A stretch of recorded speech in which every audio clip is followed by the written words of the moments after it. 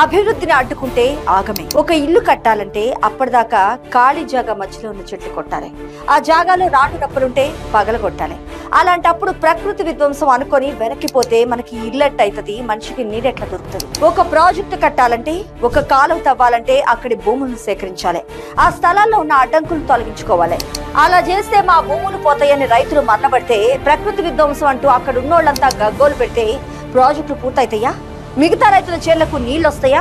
గుండె మీద చేసుకొని చెప్పుర్రి. నాడు అడవిగా ఉందని ఒక్క చెట్టు కూడా కొట్టొద్దని అనుకుంటే నేడు మన హైటెక్ సిటీ అవతరించేదా? ఐటీ ఎక్స్పోర్ట్ లో హైదరాబాద్ వన్నెలినేదా? ఇప్పుడు కంచె గచ్చిబౌలి భూములు గంతే. యూనివర్సిటీకి సంబంధం లేని భూములు ఏళ్లుగా వదిలేయటంతో చెట్టు పుట్టలుగా మారిన నేల కోర్టులో కొట్లాడి ప్రైవేట్ చేతుల్లోంచి ప్రభుత్వం కాపాడిన జాగా.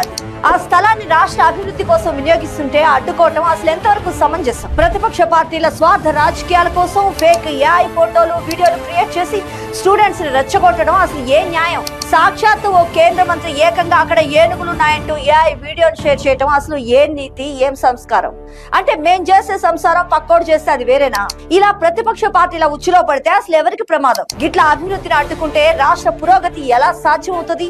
ఈ 400 ఎకరాలు ప్రభుత్వ జాగానే. పక్క ఆధారాలతో సిఎస్ గారు కోర్టులో అఫిడవిట్ కూడా దాఖలు చేసింది. రెవెన్యూ రికార్డుల్లోని భూమిలో రాష్ట్ర అభివృద్ధి కోసం, మరి నిరుద్యోగుల ఉద్యోగాల కోసం వివిధ ప్రాజెక్టులను ఏర్పాటు చేస్తున్నట్టు స్పష్టంగా తెలిపారు. హైదరాబాద్ ను విస్తరించి మరింత డెవలప్ చేయాలి, ప్రపంచ పటంలోనే నెంబర్ 1 స్థానంలో మన తెలంగాణ నిలబెట్టాలని సర్కారు కృతనిశ్చయంతో ఉంది. మరి ప్రతిపక్షాల మాయలో పడి ఆగమవుదామా? మనం కూసున్న చెట్టు మనమే నరుక్కుందామా? తెలంగాణ ప్రజలారా జర ఆలోచించుండి.